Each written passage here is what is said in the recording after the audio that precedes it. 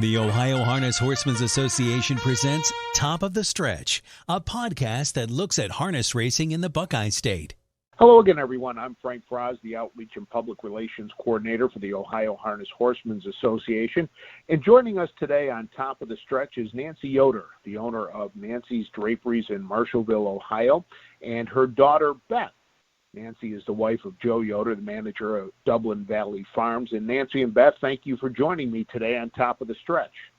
Oh, you're welcome. Thanks for having us. Well, first, how is your family handling everything associated with the coronavirus and the stay-at-home order? Well, I guess we're handling it as well as everybody else, trying to keep busy and do other projects and that type of thing. But I don't know, Beth, you can comment on that? Yeah, we've just been kind of staying home like they tell us to, so we've been doing a lot at home and getting groceries, once every maybe 10, 12 days, so. Well, it certainly has changed how everybody is handling things at home and their businesses. And your business, Nancy's Draperies, has been in business for 40 years, and you've probably never gone through anything like this, I would imagine. No, not at all. It still seems surreal to me that we're going through it, but no, I mean, we've had ups and downs, but we've never, ever experienced anything like this. Now, as part of the social distancing, you've closed your store, but you really haven't stopped working, have you? Right. We closed our store to the public, and we have 7 or 8 employees, 4 full-time, 3 part-time, and some of those have opted to stay at home because of various reasons, health and that type of thing. But we have 3 of us here that are manning the shop and keeping it open. And so we're still able to do some work for our customers, but we also then opted to start making non-medical masks for whoever needed them. And what went into the decision to start making the non-medical masks? Well, we found that there was a great need, and we have the space and the machines and the tables where we can produce them probably a little faster than someone at home sewing. And we had materials to do it with, so we thought, why not? We wanted to reach out and help the community as best we could, and that seemed like a good way. How hard was it to make the transition when you said you had the equipment? What did you have to do to make the transition? We really just got a mask, kind of a template, and made a mock-up, and basically we've been kind of an assembly line where someone will cut the pieces for us, and then there's a middleman sewing things together, and then the last part, you actually create the masks and the folds the way that it is to be. So kind of an assembly line, and we just kind of work away at that. So how many masks are you producing in a day, do you think? Well, I think actually we have 2 of the employees that have chosen to stay home or producing some at home as well, but I think we're averaging 100 to 125 a day. Wow, so who is your customer then for this, since they're non-medical masks? Gosh, it's been kind of crazy. We've had people reach us from nursing homes, from different parts of the hospital, like different areas, surgical areas, cleaning people that are, doing that type of a thing at the hospitals. But most lately, we've had requests for someone that works at hospice. We've had nursing homes, and some nursing homes that we've done work in ourselves previously that we have a good relationship with. And once they found out, we did a Facebook post and said that we were reaching out this way, and we got quite a few inquiries following that. So even some out of state, through people that live here in the area, and they have a daughter or someone that's a nurse working, in another state. So we're actually shipping some of them as well.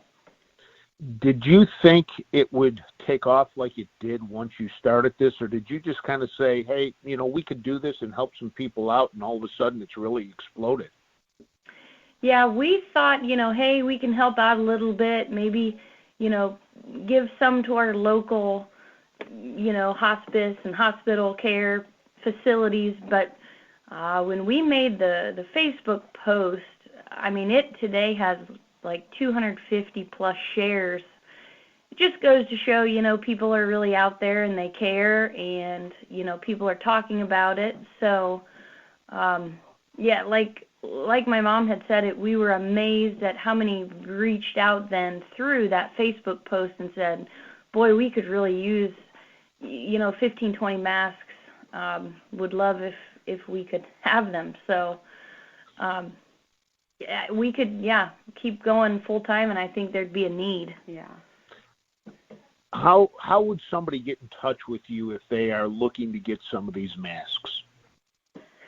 We are still here, during the day. So our phone number, the 330-855-7751 line, or you can find us on Facebook, Nancy's Draperies Incorporated. Reach out that way, or even send an email. We have through actually our website, you could go to nancysdraperies.com, and we do have ways directly to email us through that. Well, Nancy and Beth, I want to thank both of you for what you are doing to help people in this time of crisis, and I'd like to thank you for taking the time to join me on Top of the Stretch, and best wishes to you and your family, and stay safe. Thank you, to you as well. Thanks so much for letting us chat. Joined now by Joe Yoder, the manager at Dublin Valley Farms. And Joe, thanks for joining me on Top of the Stretch. Had the privilege of talking to your wife and your daughter about the operations at your wife's store. Let's talk a little bit about Dublin Valley Farms and what has the coronavirus and the stay-at-home order done to affect the operations at the farm? Hi, Frank. Thanks for the opportunity today. I think the farm is a very busy place. Lots of stallions, even outside of the commercial standardbred stallions. And so I think the overall activity is probably a little quieter. Mares are still having foals and mares are still being bred, but I think it's pretty concentrated on just people that are connected to mares that are having their foals or mares that are needing to be bred, and not as much traffic in and out of just visitors. How many horses do you have on the farm? Well, that really depends again on the season, but during breeding season, I know there are about 18 stallions at the farm, and those are various breeds. And then depending on how many mares there will be, I sure think 80 to 100 animals on the farm, but they will come and go as the mares are being bred. With that size operation, your staff is essential personnel to the care and the upkeep of the horses. How many people do you have on staff, and are they there 24 hours a day? Robert lives right on the property. Robert Hirschberger is the owner of Dublin Valley Farm. He lives right on the property. So there is someone there virtually 24 hours a day. And then he has a staff of, again, it's seasonal because of breeding season, but probably about 8 to 10 on his staff during breeding season.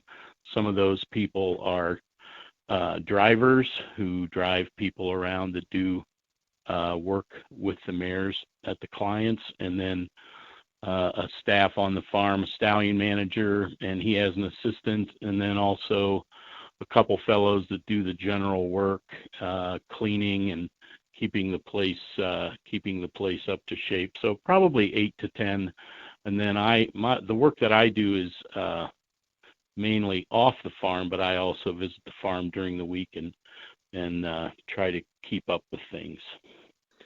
In talking to some vets, they talked about having a plan in place in the event that the virus hits the workplace. Has anybody at the farm had symptoms or anything? And do you have a plan in place if somebody would get sick?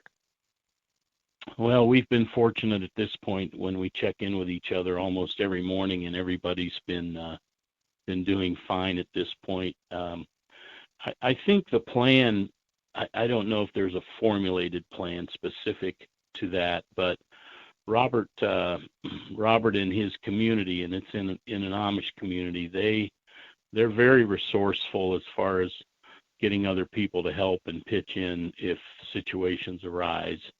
So there would certainly be staffing available if Robert, if need be, and we're trying to be precautionary and do the right things and try to make sure that no one gets ill, but that's not a guarantee. With having that number of potential help available to you in the Amish community, it's got to be a little easier to sleep at night in the event that you do have people there that could help. Well, and I think that is an advantage. Even last year at times, which had nothing to do with our current situation in the country, but there were times when, with the breeding and with checking mares and with foaling mares, it was just it just got to be quite a task, and I was always surprised at how resourceful Robert was able to be to call in people, and they would come and help. And so it does, I think, have its advantages to be in that community and have that outreach to be able to pull in people, and they seem to be willing to help out. On the brighter side, how has the foaling gone so far this year, and how's the breeding season going? Well, foaling has gone well.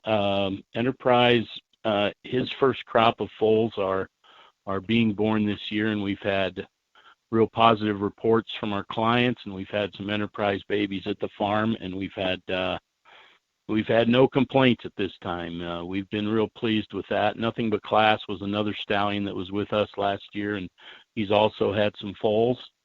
And so they've also had good reports. So that part of it's been okay. And the breeding season, it's hard to tell. We've gotten really good response again on Enterprise. Volstead is a new stallion that we have that raced in Europe, and so he's been doing well also. We continue to try to work with people and process that transition from Europe to the U.S., but he's a real nice stallion. And then Nothing But Class is here for his second season, and we've had good books, and we've continued to work. I think it's more of a it's just not as quite as busy. It doesn't feel as busy because I think people are doing what they're supposed to be doing right now and staying at home if they're not supposed to be out. But as far as the breeding season, we can do a lot of work on the phone. We can do a lot of work with electronic, with email. So we do a lot of that kind of work with contracts. And the breeding season, we stay in contact, and we have people that go out and check mares. A lot of the clients are bringing their mares to the farm this year. I think that's a little bit easier this year.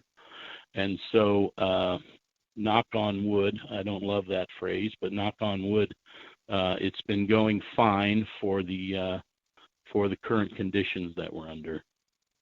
Well, that's good to know, and good to know that things are going well and that your staff is feeling well. And Joe, I'd like to thank you for coming on Top of the Stretch today. I'd also like to thank your wife Nancy and your daughter Beth for joining me earlier in the show. And it's great work that your wife and your daughter and her staff are doing, trying to get as many masks out to people that need them. And it's just great when people like that can chip in. Well, Nancy was really pleased that there was a need, because she has a big workroom and been in business for a long time, and she was very, very pleased to be able to help out in any way she could. And we're going to keep doing our thing at the farm, and hopefully everyone will stay well and be well. And we look forward to getting on the other side of this and enjoying what we do. So, Frank, I can't thank you enough for your time, and we'll carry on and look forward to the summer and the fall, and hopefully racing again. Sounds good. We hope to see you soon. Stay safe, Joe. Thank you. You too, Frank. Be well. That's Joe Yoder with Dublin Valley Farms joining us today on Top of the Stretch.